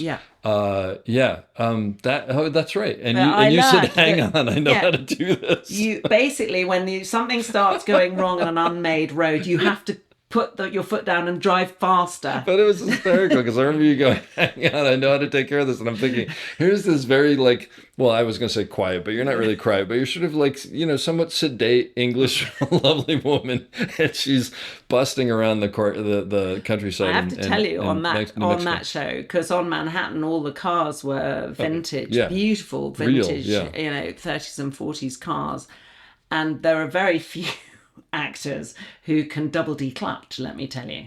Oh, wow. So I got to drive John They actually let Benjamin you drive Hickey them? around. Ah, that's great. They always had Liza Winter, which is my character's name, in the driving seat. Oh, is that why? Yeah. Because he couldn't do it. Well, no, don't tell him that. Well, he's also he he's would also say a he's New very Yorker, good. right? Yeah, So he there's can that drive. too. He can Yeah. drive a stick shift. But I remember doing having to do a reverse hill start round a corner. That's great. That's and, great. I was the only actor who was allowed to reset the car Yeah. back to ones. I love that. I could see that though. Another anecdote I just wanted to bring out because about the way actresses relate to Steadicam operators, as that is what you are and that's what this is about. Yeah. But I remember one very specific scene that Tommy Shalami was directing, and Yeah. it was a very early scene of my character going through a market and coming out of the building and looking in. The camera was looking into the baskets of vegetables that I was buying. Oh, I and you sort of were- remember this. you This were- was in the pilot, right? I think so, Probably, yeah. yeah, So it was okay. very early days. All right. And we were all finding our feet with each other. And Tommy was still slightly of the school with me of, don't let the actress watch the monitor. I want to get her natural response. Yeah, and yeah. so, saying just wander around the market and pick up things as you would That's right. normally. And I just sort of like followed you around. And then he got very frustrated because I wandered around the market as I would normally, as instructed, and it was impossible to catch what I Yeah. was doing. And I kept saying, just let me see what it is that you want, and then I will give it to Yes. you. And he was like, no, just jeez. the school of naturalism, and as if I haven't been in the business for 30 years. And I said to you, naughtily, out of the director's earshot, just show me. And we walked together with me watching the monitor and you going in and out of the basket. and me showing you on the monitor like how your hand went in the it's bag like- or whatever. And or then whatever. we I sort of action, vaguely and remember then this. it was like a dance. And then you were like, yeah, there's a dance and partner. we got and Tommy did that thing. You see, Well, but that's what you have to do is then you go, you were absolutely right. We have no idea what you're doing. Yeah. You're a genius. Absolutely. Tommy, And if you're listening, but we do that all the time to you. that is when I knew that you and I were going to get along just fine. And you would work with me and just tip over the eyepiece so I could see the frame, which was respectful. Not that I would have done anything differently if I couldn't see it, No. but to allow me to use my experience Yeah. and my expertise in conjunction with yours, and we can help each other out. But it's a funny thing that you said that because I have a thing, and I'm sure I did this with you, although you may not remember it, where when I meet new actors, I always ask them, what do you want to be called? Because some people don't want to be called their name or whatever. And do they want to know frame sizes? And some people absolutely are like, I want to know nothing. And some people are like, I want to know everything. And I always figure, I just want to give you whatever it is you need to do your job better, just like I would want someone to do the same for me. Yeah, and Right? but it's very frustrating as an actor because on my very first big movie, The Postman, the most miserable day I had on that was I had Kevin Costner. It was a Friday before a long weekend. Everybody wanted to go home, and I was meant to be the classic shot of cutting the fabric away from a bloodied wound. Okay. So my hands were sticky with fake blood. The scissors they gave me were sort of antique post-apocalyptic scissors that were blunt and didn't cut fabric. And there's Kevin Costner lying, I think he's already got his party cowboy boots on, but the only bit of him that's visible to the camera is covered in blood. It's covered in blood, okay. And I Yeah. cannot Cut it. cut the fabric with the scissors I've been given in the conditions I've been given and keep it within the frame. Yeah. And everyone thought I was an idiot. Oh. And if someone had let me see the frame, You can do it. I Yeah. can do it. Yeah. And I could feel the temperature rising, and it was the only time I think I've actually wept with frustration on set. that's terrible. It was awful because you, to someone looking at it on the monitor in 2 dimensions, it seems blindingly They're like, obvious how what you have to stupid do. can you be? Yeah. Whatever. And I really wanted to say, You fucking Yeah. do it. But- You have a go at cutting this fabric with these scissors, with these sticky, Yeah. bloody hands within this frame. Yeah, you want actors to be natural in space, but when it's like that minute and specific of a thing, it's just like, no, we need you to do exactly this, and if we do it quickly, we can all move on. And I Yes. think most actors want to do that. As you say, that was in the fruit stall Steadicam shot that Yeah. made me know that we were going to get along I'm going to just have to fine. go and look at that again now. Yeah. I vaguely remember it, but it's been a while. It's etched on my memory as like this is going to be great. So as an actress, like, what's your relationship with what? I mean, I know what your relationship with me is, but what's your relationship with operators? Like, what do you look for in operators? I learned very early on Steve Wyndon on the Postman. Could have been. Brilliant Australian DP. But I learned very early on that as an actor on stage relates to the audience, that my relationship has to be with the other actor and with the lens, and the person who is in charge of the lens is the camera operator. And I know we joked about Amy Weinstein and me standing in for myself, but as you know, I like to stand in for I myself. know you do, and I appreciate that. And that's partly because I like to be part of the crew around the camera, but it's also hugely selfish. You know, it's like the only way that this performance is going to communicate is via you, David. And again, it's what I learned from Kevin, is that if the lens doesn't see it, then you're wasting What's your time. the point? Yeah. And there are some people who live their lives and also work in a state of conflict, and who can only feel alive or energized or energetic if they are in a state of conflict. And I am the other person. I cannot work if I feel there's a state of conflict. That's pretty accurate, actually. So I have to go around each person and make sure everyone's... Because Yes. if I feel that there's some side-eye going on, even if it's not me, even if it's between other people, I can't bear it. Conflict, I can't bear it. So that's partly by... But I like to be on good terms. I don't find it helps. Some people find they have to have a clear eye line. Some people don't want to believe there is a crew there. But that's just simply not how I work. And, and I don't judge anybody who works differently. But I like when I was doing the Polanski film, The Ghost, as it was originally called, or The Ghost Writer, and he had a wonderful focus puller who was Polish, and he looked a bit like John Demianiuk, who was Oh, geez.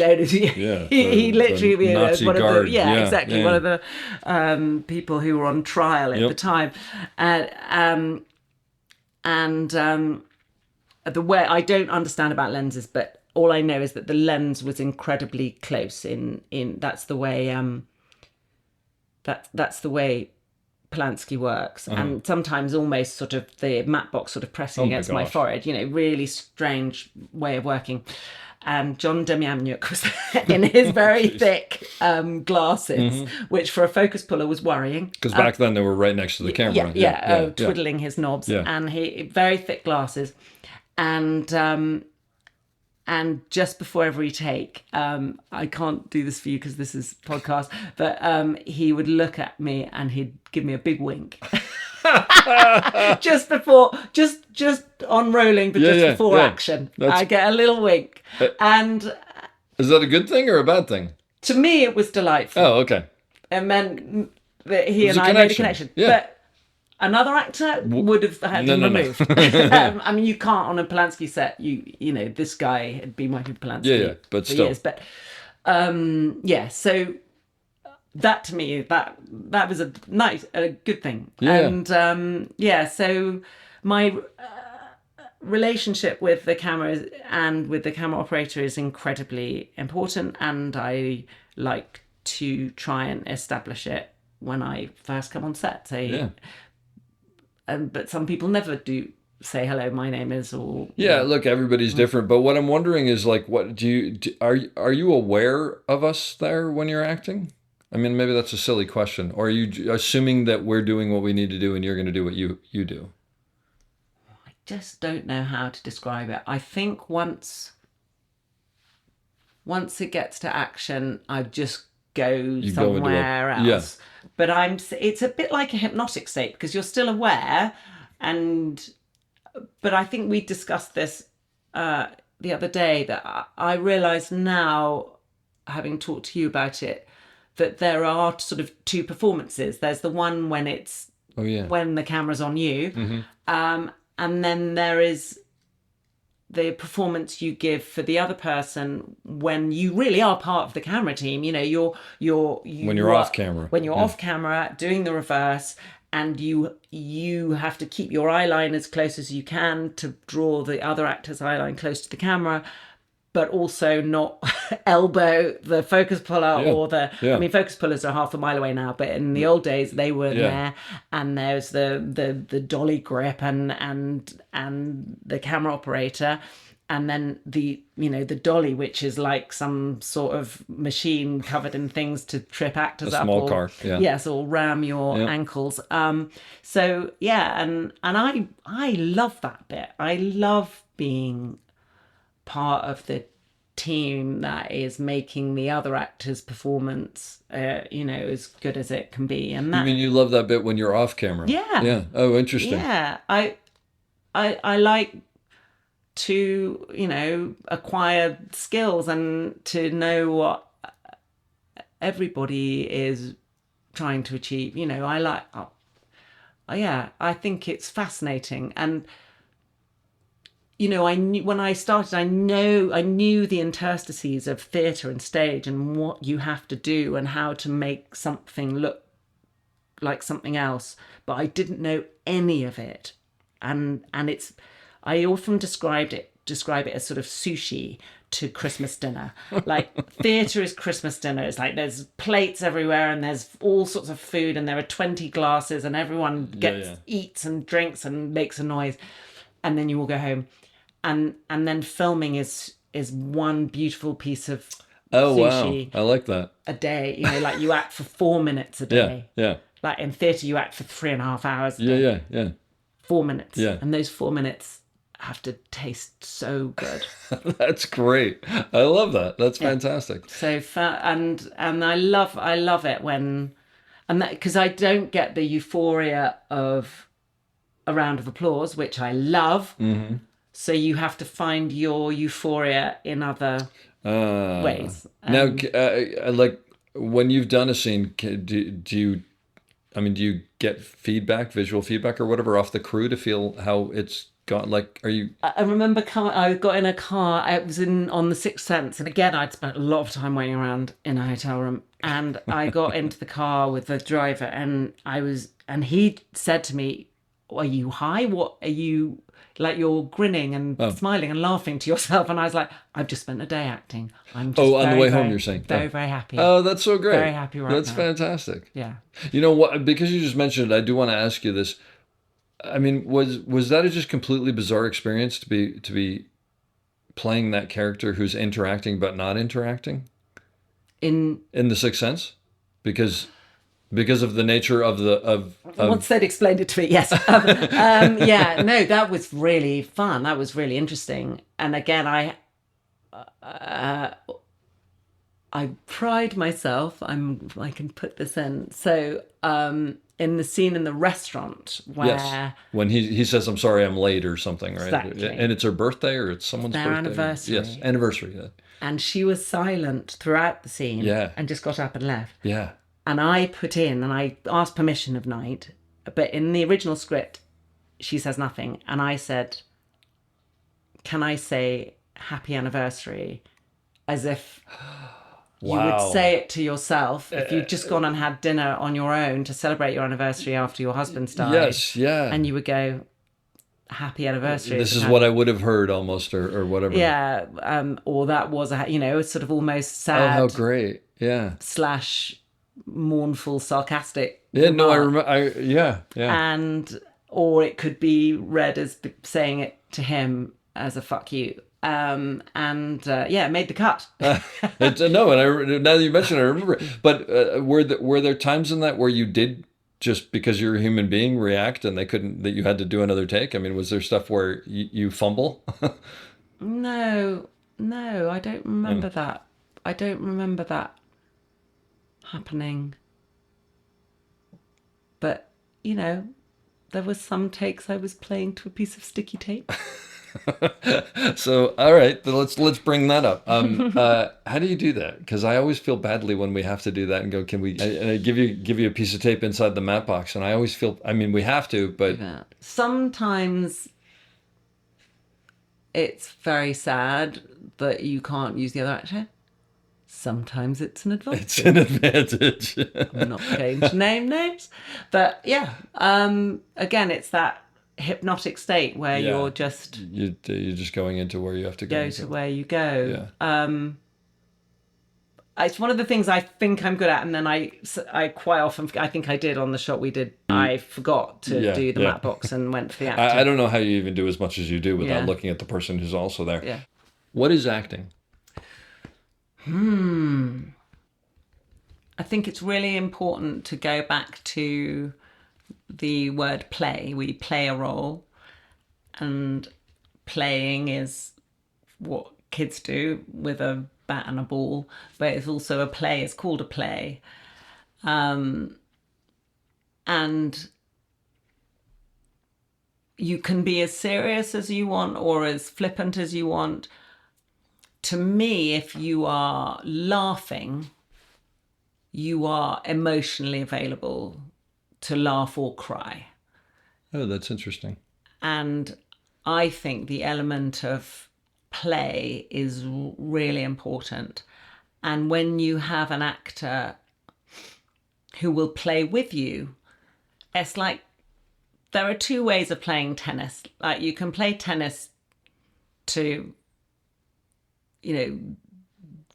defeat the other person. Win, yeah. Or you can play tennis to see how many times, this is how I play tennis. To have fun. To get the ball over the net. Yeah. How many times? Or hit the net. Yeah, exactly. If it's me. Yeah. How many times can you get it back to the other person? I play sort of reverse psychology tennis. I like it. And to me, acting, even on your own, you're playing a sort of game of tennis with the audience. This is why I feel about the relationship with lovely Steadicam operators like yourself. We've got a game of tennis going. 100%, yeah. Trying to get the ball back over the net to the other person. Yeah. And acting with another person is that as well. It's like I hit the ball to you in a way, with an upward inflection, and then you might hit the ball to me with a nice lob to the back, and I have to run a bit, but I can make it, and then I can slice it back to you, and we can have a beautiful game. Play, game. That's These great. are words I like that are important. Have you worked with an operator who was not a good operator, who like you had problems with because of what they were doing? You don't have to name them, but I'm just wondering. Yeah, no. Sort of the thing of like for younger operators, this is what you don't want to do with actors. Do you know? Actually, the worst thing I've seen, which is incredibly depressing, were another generation, and so not anybody that we know, who were insubordinate to the director. And when that director is a woman or a person of color, that is incredibly hard. Meaning just suddenly you lose respect for them because of that. Yeah, I just can't bear to what when I've heard the director say, and then can you go in or can you pan across, and you get to the end of the shot and they don't. They just didn't listen. Yeah. They don't. No. Yeah. Insubordination. I'm talking disobey. Yes. Okay. Yeah. Disobey. Yeah. And purposely not doing what you've been told. Yes. And you do not pan. Yeah. Yeah. And I've. Yeah. For anybody who doesn't know, Olivia's not a person who keeps her mouth quiet when she feels that there's an injustice happening. It's sort of, in many ways, it's sort of like having your mom on set a little bit. Thanks. No, in a very Oh, good that's way. sexy. Because you have a very nurturing, you care about people, and that's one of the reasons why we're friends. I mean, it's just because, and I've seen that in you. And like for good camera operators that you've worked with, what are the things that what do they do for you that, besides obviously not making you do extra takes because they've Well, done I their think job? it's including me in the process, but I think I offer up standing on my mark. That's unbelievable. And yeah. so when a camera operator realizes that I'm serious about that I'm not going to get bored and then wander off, they will include me in the process of what they're doing. So on the Sixth Sense, Tak Fujimoto, Amazing. right, not a chatty guy, not got a lot of time for actors. I was definitely a surface off which light bounce. But he told me, I need you to be here for this. And it was the iconic opening scene with the light bulb coming on, and my character is looking for a bottle of wine in the cellar, which is the night of the fateful, spoiler alert. And he, it was early on in my career, and he told me where to stand and what to do. And this was another occasion where I thought, I need to do what I'm told. And I need to make this shot work. And so something that's very hard is that because there are actors who cannot be told what to do or where to stand, or are highly sensitive and highly nervous. And so what sometimes happens is there's something physical, like I've got very, very, very, very fine hair. I know this sounds like a weird beginning, but in some lights you can see right through my hair to my scalp. And it's the sort of thing that a camera operator will notice. And they've been told that they need to tell an AD, and then the AD tells makeup, and then makeup comes to me and they'll say, we just need to go off. And no one will say, we can see your scalp through your hair. I would just wish, but I am not. But that's don't you. Suffer. That's me. I'm very practical. I have no vanity. I'm aware that you can see my scalp through my hair. So somebody just come and say it, and we can fix it. Let's fix this and move on. But so I feel so sorry for you guys, because you don't know what you've got and how to. If you want to communicate, so I don't know how you do it. I think a tremendous amount of it, and I know you do it as an actor when you show up on a set as well. Is the minute you get in there, you start reading the room and you start going, okay, I see how that person works and I see what that person needs, and I think we all do it from our own. You figure out what the director wants and what the director doesn't want, and all that stuff. And the moment that I get on set, that's what I'm doing, especially with the actors. And that's my thing as an operator, is always weird, because like there are notes that I need to give actors, but I don't want to get into your head and I don't want to get into your performance. We were just talking about, how sometimes, especially with younger actors, you don't want to overwhelm them with things, but you also have to get things done. And also as an actor, as a person, I'm a sort of pleaser. I want to please everybody, and sometimes the director or the DP or the camera operator want you to do something that looks so good on the frame but is so impossible sort of physically. And so uninstinctive. There are points at which, even though I want to please and make the shot work and so everyone could go home on time, you do have to say, actually, that I can't do that. This doesn't work. But I always try to do it as sort of helpfully as I can, without sounding. But again, I'm deeply aware that when you sort of say I can't do this or my character wouldn't do that, it just immediately sounds wanky. So I really have to sort of.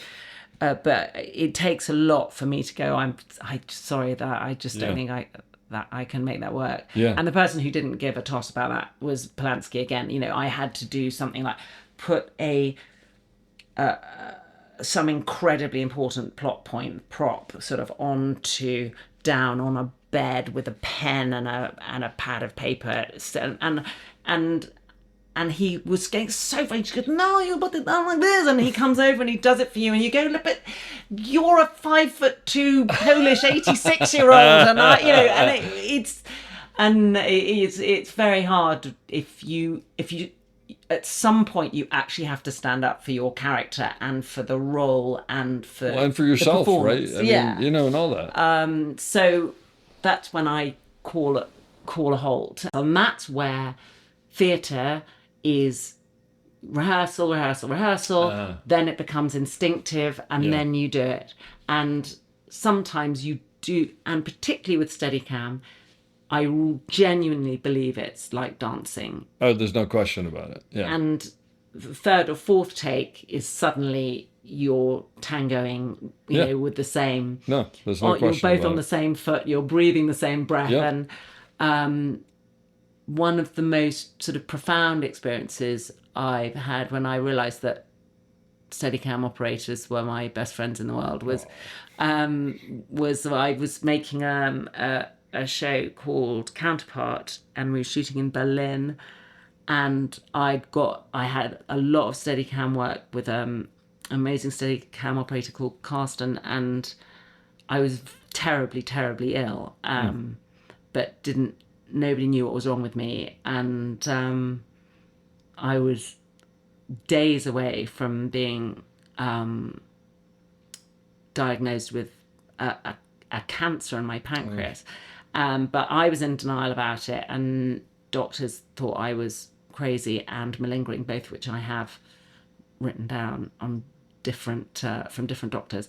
But he could see in my eyes one day when I was going to faint. He knew that something was up, yeah. And I realised that, you know, as you do, you know, that he was spending every, 18 hours a day looking into my very soul, which is a quote from Shakespeare, but, actually looking into my eyes and seeing how ill I was. And, you do form an extraordinary connection with someone who can work at that, who you work with at that level of intimacy. Well, and you're 3 feet away from each other. If you're a big actor in the show all day long for weeks and weeks and months, there's no way that you can't.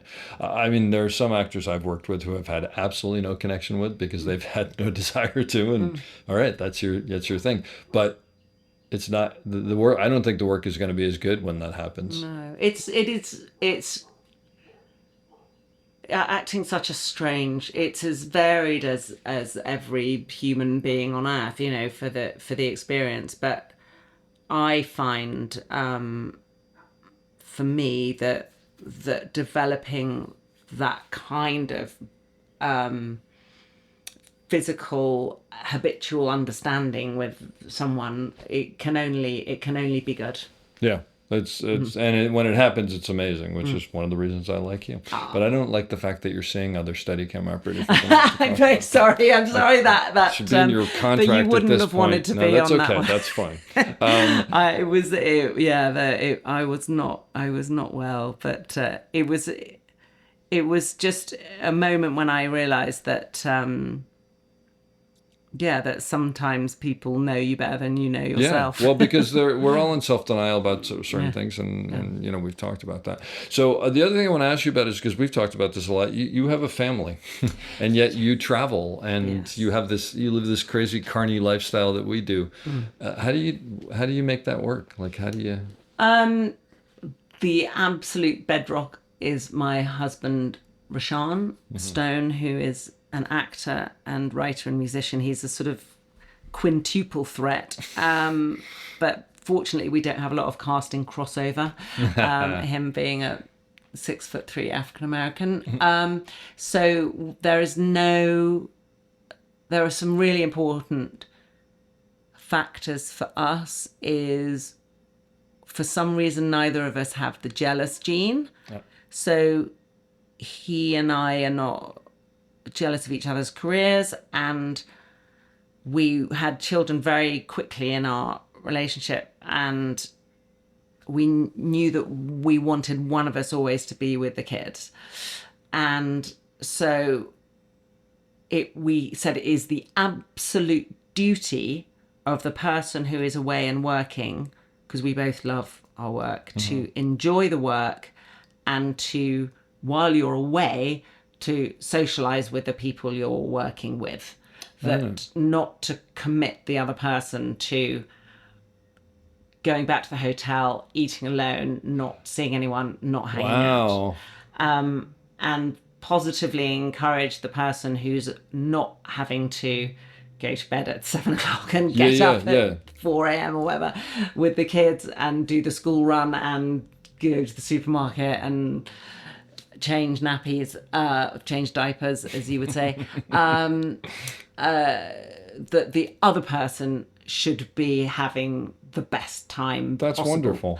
And it just really set us up, because I've worked with lots of actors who, while they were working, were rushing back to, with time differences, trying to Skype at weird times of the day or night to see the kids. And or if just they feeling weren't guilty, right? there, then there would be some horrible consequence of fear of something was going on, or if you missed a deadline or missed a call. And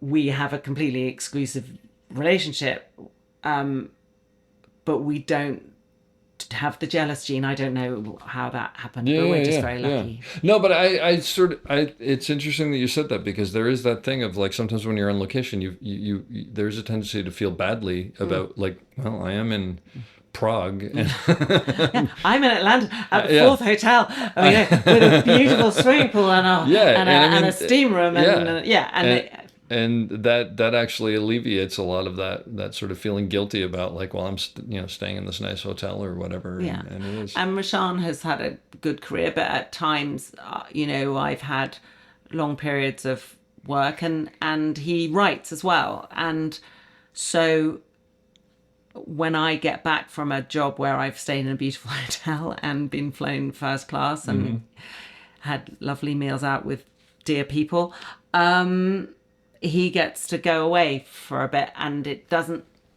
it's not like, oh, you're going to go on holiday. It's like, you do something you want to do. You go and do something you want to do in your own space, without the joyful accoutrements of family.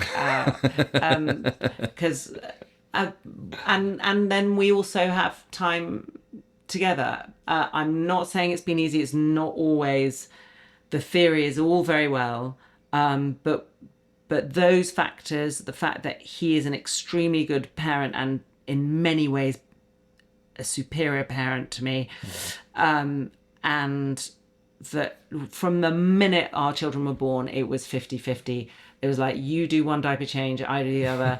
I breastfeed, you, I express milk, and you feed by the bottle. So there wasn't anything to do with parenting that he couldn't do. He could put the kids to bed, he could wake them up, he could dress them, he could wash them, he could take them to school. Sure. They would go to sleep when he told them to go to sleep.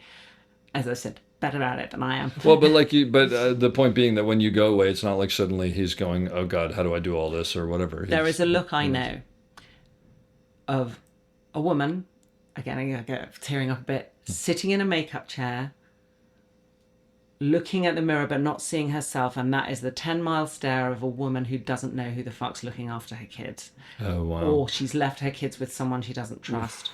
And I know it so well. Really? And occasionally it's been a man. I work with a man who, and I said, are you worrying about your kids? And he was like, do you know a nanny in London? Oh my we were gosh. Wow. I don't know where we were. We weren't in London. Yeah. And he was like, do you know someone who can collect my kid from school? And, it's just an awful feeling. And because of Rashan, I've never had that feeling, because my wonderful. Kids have always been safe. That's great. Oh, that's wonderful. Well, I could talk to you forever, but for the sake of everybody listening, I won't. I still will, but we just won't record it. This has really been wonderful. Thank you so much for all. There's so many nuggets in here, and It's just great. And to hear, like, I didn't actually know all those things about the early part of your career, which is really kind of fascinating. You've led a fascinating life. Crazy. I will leave you with the thing that I leave everybody, which is this. Advice for someone starting in the business now on how to succeed, or what you wish you knew back then that you now know. Am I saying this to a young camera operator? Not camera, anyone getting into the business, whatever you want. I do feel that, our generation, the way we did things is so over now. It's so different. But I heard someone else say this, which is now with iPhones and access to camera making, is just, you may not get on a huge show or get a studio job, but be creative, make something. If you want to be an actor, get together with someone who wants to be a camera operator, and someone who wants to direct, and someone who wants to light, and someone who wants to do catering, and make something together. The thing that makes me I'm sort of emotionally moved by the fact that my daughter is learning to be a dancer, and a friend of hers, who is the son of a friend of the family who she grew up with, is studying to be a composer, and he has written some music for her to dance, to choreograph her final show to at college. And that is what we need. Then business affairs can fuck off, excuse my language, but you can be creative together, and whatever's going on with this crazy world, with politics, with money, with gender discrimination, with race discrimination, you and your friends can make a work of art together. So please go and make something together with the people you're around you who you love.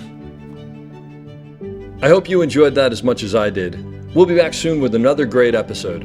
Don't forget to check us out on theop.io for all sorts of information on operating and storytelling. So thanks for listening, and have a great day.